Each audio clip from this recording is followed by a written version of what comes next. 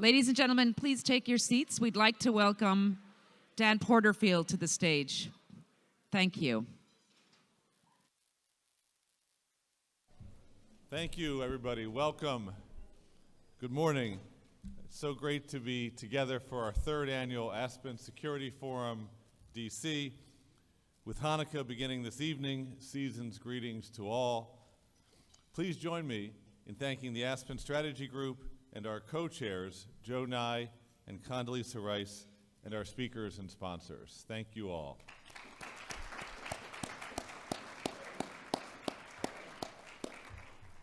Also, a huge thanks to our remarkable Aspen Strategy Group team, including our Executive Director, Anja Manuel, Neve King, Leah Batunis, Deb Cunningham, Anna Klingensmith, and so many others. Thank you all for the time you put preparing this summit.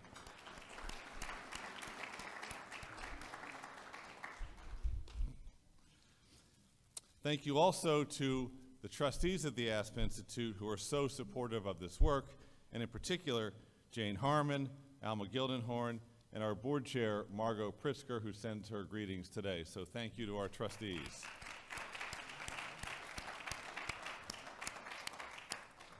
"82 years ago today, Japan attacked the U.S. naval base in Pearl Harbor, drawing the United States into what would become the deadliest war in human history. And the greatest generation, whose heroism we honor today, lived in a tumultuous era, bearing witness to the evil of the Holocaust. Heroism we honor today lived in a tumultuous era, bearing witness to the evil of the Holocaust, to nuclear devastation and proliferation, to the advent of the Cold War. This period brought about numerous geopolitical and military paradigm shifts, including sea changes in the technologies of war, dramatically elevating the need for American leadership in the world on behalf of freedom and democracy and human dignity. From the ferment of those transformational times came the founding of many of today's great organs of civil society, including the Aspen Institute. Established in 1949 in the service of social progress and human dignity, this institute assigned itself the purpose of igniting human potential to build understanding and promote new possibilities for a better world.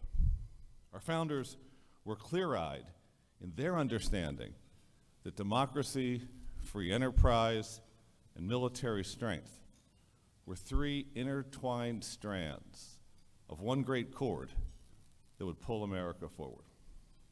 And they were truly humanistic in their belief that philosophical inquiry, constant learning, open dialogue, deliberation, diplomacy, reason, science, arts, innovation, and values-based leadership would be the glue of a strong and adaptable democracy. In that spirit of our founding and in pursuit of our purpose, the Aspen Strategy Group holds this forum twice a year, here and in Aspen, to identify and address the greatest challenges facing the U.S. and the world. And in these times, they are many, and they are all interconnected.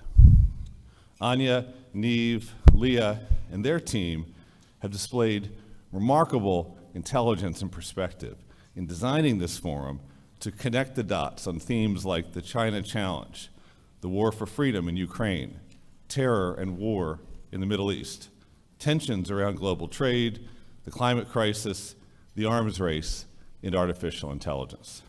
Each of these themes requires human intelligence of the highest order, especially if American leadership and American institutions and American democracy are to meet the enduring and emerging tests before us. Our conference will feature a variety of voices from government and military leadership, the private sector, academia, and the media. On this day of remembrance, I would especially like to thank the members of our armed services who live their oath to the Constitution every day and whose presence here is a powerful reminder of the differences between open society and system of democratic capitalism that we have and those systems of our adversaries. And with that, I also would like to thank, with equal respect, the learned journalists taking part here today for the essential role they play in informing the public in difficult times on difficult issues for the good of our democracy.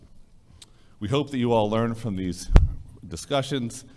Welcome. Thank you for being here. It's now my pleasure to welcome our superb Aspen Strategy Group Executive Director, Anja Manuel, to the stage to introduce our speakers. Thank you all.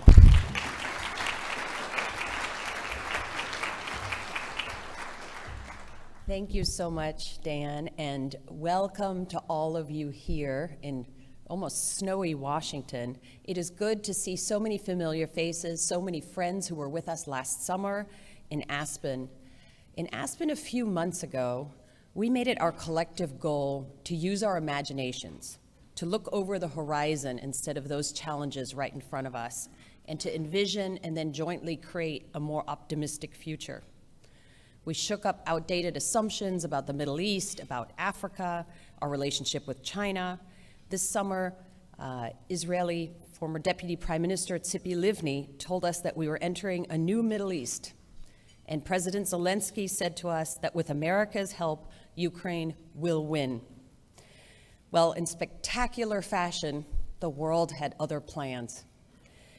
It has been a very difficult last few months. And I just want to speak my gratitude to those friends of ours who are working tirelessly for the US government every day, for our allied and partner governments, those journalists who are covering these difficult times, the NGOs who are all involved. Thank you all for the hard work you are doing. Peace and democracy seem to be on the back foot and under attack everywhere. This isn't any reason to give up. It's all the more reason to redouble our efforts. One of my favorite sayings of Dr. Kissinger, who has been rightfully and deservedly eulogized in the past few days, is this: a statesman's duty is to bridge the gap between the nation's experience and a better vision. That's exactly what we strive to do here at the Aspen Security Forum. We're setting out a more positive vision, and then we're striving concretely to meet it. So to do that, we have an incredible lineup for you all today.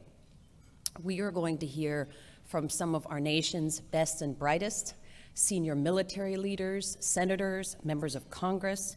We're going to hear from the brand new Foreign Secretary of the United Kingdom, David Cameron.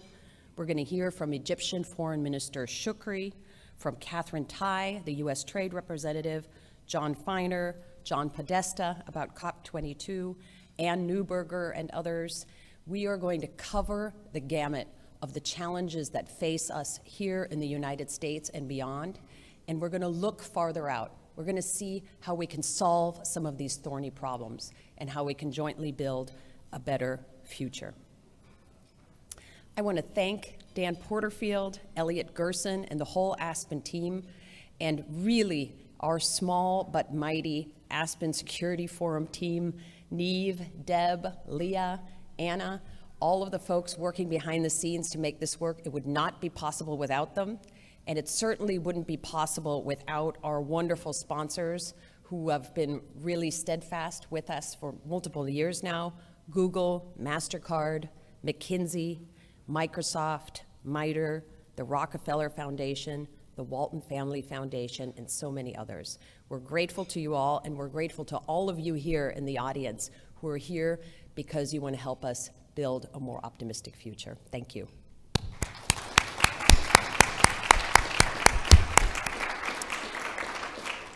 It's now my pleasure to welcome on stage Michelle Flournoy, Doug Beck, General Fenton, Courtney Kuby, to kick us right off with one of the most important topics, which is how to get our armed forces the technology and the innovation that we need to succeed. Thank you all very much for being here. And thanks, Courtney.